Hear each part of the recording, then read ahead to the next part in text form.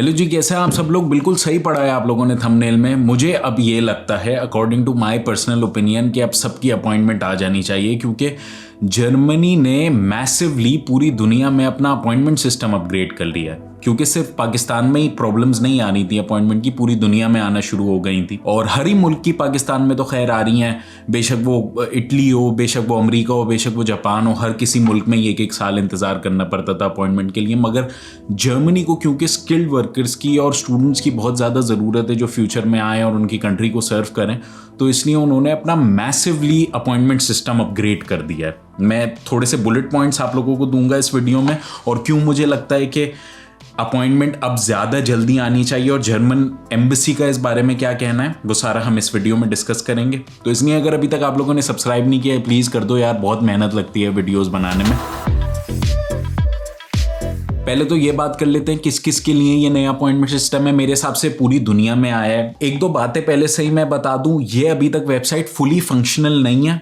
अभी इसमें थोड़े से ग्लिचेस आ रहे हैं। मैंने सुबह ये खोली थी वेबसाइट और कुछ स्क्रीनशॉट्स लिए थे अपने फ़ोन पे, मगर दोपहर में जब मैंने अपने लैपटॉप पे खोली तो ये वेबसाइट अभी काम नहीं कर रही है। मगर एम्बेसी ने बोला है कि विद इन अ वीक काम करना प्रॉपरली शुरू हो जाएगी। मुझे लगता है कि ये इस्लामाबाद, कराची और अफगानिस्तान और इंडिया हर जगह से यही अब वेबसाइट काम आएगी। सबसे पहले आपने जब इस वेबसाइट पे क्लिक करना है तो नीचे आप स्क्रॉल करेंगे जरा सा और वहां पे सिलेक्ट करने का ऑप्शन आ जाएगा कि कौन सी जगह से आप अपनी वीजा अप्लाई करना चाह रहे हैं। तो आपने पाकिस्तान सिलेक्ट करना है। जब सुबह मैंने पाकिस्तान सिलेक्ट करा था तो तीनों ऑप्शंस आ गए थे, इस्लामाबाद एम्बेसी वालों के लिए, कराची काउंसलेट वालों के लिए और अफगानिस्तान के जो स्टूडेंट्स आके पाकिस्तान में वीजा अप्लाई करते हैं, उन तीनों के ऑप्शंस आ गए थे और आपको सिलेक्ट करना था।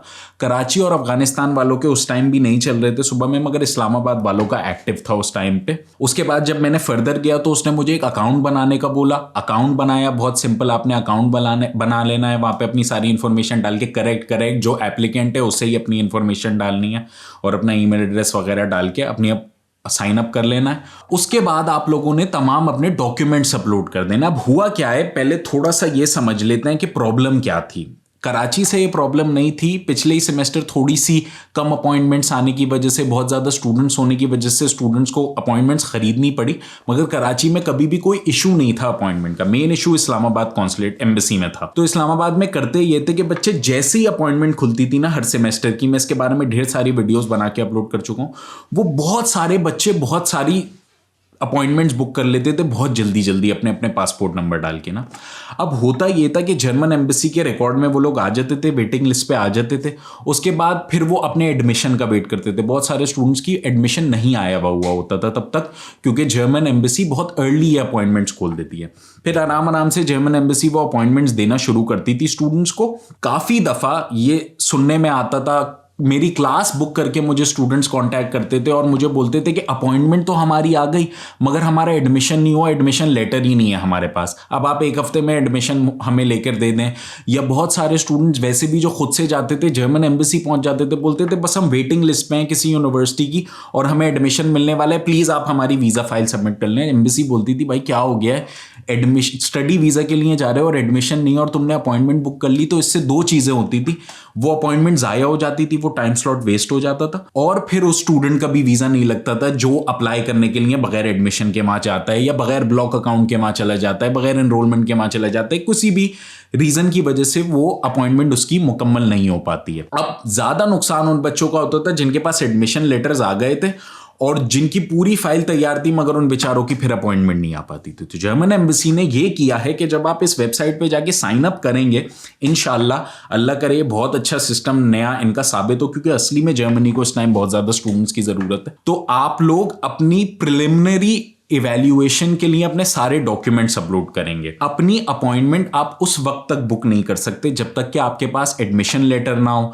जब तक कि आप ब्लॉक अकाउंट ना खुलवा लें, जब तक कि आपके पास इंश्योरेंस ना हो। और इस प्रिलिमिनरी इवैल्यूएशन में आप लोगों को तमाम डॉक्यूमेंट्स अपने अपलोड करने जो भी एक वीज़ा चेकलिस्ट में होते हैं जो जर्मन एम्बेसी की वेबसाइट पे है। तो सुबह जब मैंने वेबसाइट खोली थी मैंने स्क्रीनशॉट्स ले लिए थे। अभी उनकी वेबसाइट वो चल नहीं रही, मैंने इसलिए वीडियो पहले से ही बना दी है वक्त के कि आप लोग बाद में जैसे ही वो वेबसाइट फंक्शन करना शुरू हुआ, और जिनके पास आपके एडमिशन लेटर्स हैं, आपके ब्लॉक काउंट खुलवा चुके हो, पूरी फाइल तैयार कर चुके हो, वो अपनी अपॉइंटमेंट बुक करवा लें।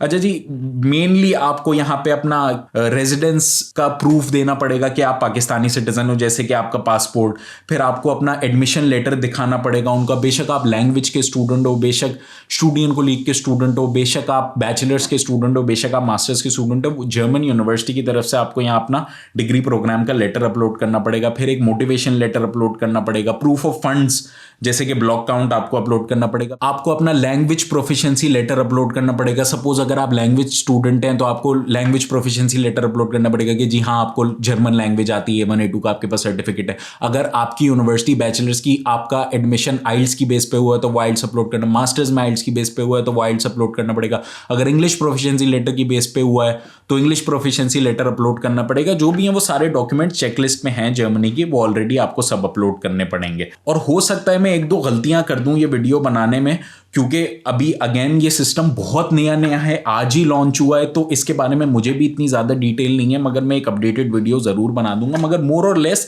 यही इंफॉर्मेशन होगी, इक्का दुक्का चीजों का ही ऊपर नीचे करना होगा बस। मगर फिर भी जब आप ये सारे डॉक्यूमेंट्स अपलोड कर देंगे, वो जर्मन एम्बेसी को इवैल्यूएशन के लिए चले जाएंगे। फिर जर्मन एम्बेसी इवैल्यूएट करेगी कि हाँ भाई इस बच्चे की फाइल कंप्लीट है, इस बच्चे की फाइल इनकम्प्लीट है, तो कंप्लीट वाले बच्चे को अपॉइंटमेंट पे बुला लेगी।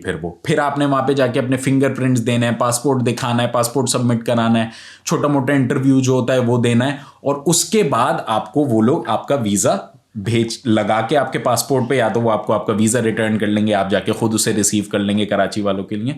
तो ये एक बहुत अच्छा सिस्टम हो जाएगा मेरे हिसाब से, क्योंकि जैसे जैसे बच्चों के पास एडमिशन लेटर्स आते जाएंगे वैसे वैसे वो पोर्टल पे जाके रजिस्टर करते जाएंगे अपनी फाइल मुकम्मल करके, और वैसे वैसे उसी स्पीड के हिसाब से जर्मन एम्बेसी उनको बुलाती जाएगी। कराची में ये होता था सारा सिस्टम कि एक ड्रॉप बॉक्स उन लोगों ने बनाया हुआ था, और ड्रॉप बॉक्स में अपने बच्चे अपनी पूरी फाइल डालाते थे, और उसके थोड़े दिन बाद कराची कॉन्सुलेट वाले उन्हें बुला लेते थे।